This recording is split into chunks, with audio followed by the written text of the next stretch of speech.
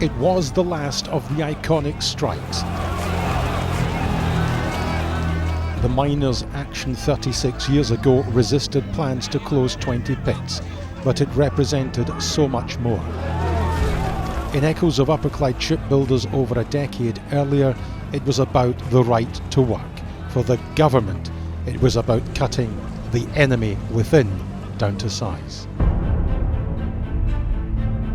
The miners' strike of 1984-85 was the last great industrial struggle in Britain with political overtones. Union leader Arthur Scargill and Prime Minister Margaret Thatcher tended to see all issues in black and white terms. They were also ideologically worlds apart.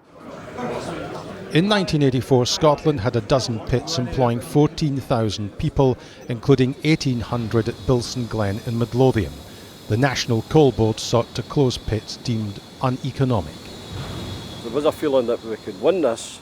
We didn't expect it to go on as long, but there was a feeling amongst the workforce that the strike could have been won and halted the closure programme. But of course the real cost must be counted in human terms. Even if the dispute ends soon, the recriminations within pit communities could last perhaps for decades. Class solidarity, however, was to clash with self-interest. The NUM did not ballot on strike action, resulting in some miners wanting to work. Well, the ones that still in strike, I think they're still solid. To me, Thatcher's just, there's no way I'd give in to Thatcher. This was a bare-knuckle dispute, and not just metaphorically. As pickets sought to hold the strike, clashes with the police became commonplace.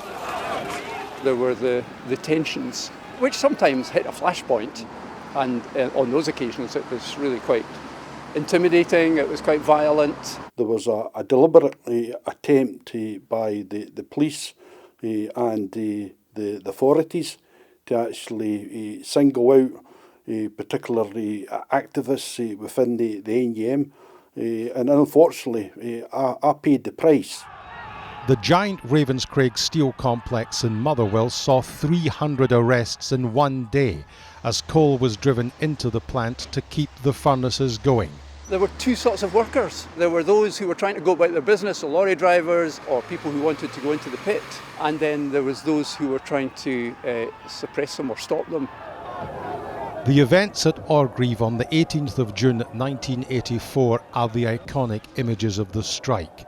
Police and miners blaming one another for the violence. I certainly felt that it was an emphasis, and it was an anti-police media narrative which didn't reflect the violence, which was totally unnecessary and totally illegal. In Scotland, 1,400 would be arrested in the year-long dispute. 500 would be convicted of various offences. I was one of the first miners arrested in Scotland. I went to court, I was found guilty, and I was fined £500 for a breach of the peace in March 1984. I'm sure Mr McGregor will create a prosperous coal industry, both for those who buy from it and for those who work in it. Margaret Thatcher had learned the lesson of a previous strike. There were huge stockpiles of coal. She could wait, and wait, and wait, and she did. The recall conference this morning of the Scottish miners decided that there would be an organised return to work. Mick Magahy, a communist icon of the Scottish left and the NUM's man in Scotland, endured the humiliation of being regarded as a sellout. The strike was called off on the 3rd of March 1985. Most men are back, strike's over. It took a long time to get over it, I would imagine. Miners ended up with criminal records. They felt their convictions were political. It incubated a bitterness for decades. 74, my birthday. I've never had a parking ticket or a speeding ticket. I've never been barred in my life. But I've got this criminal conviction hanging over me. In the coming weeks, he will find out if he is to be pardoned.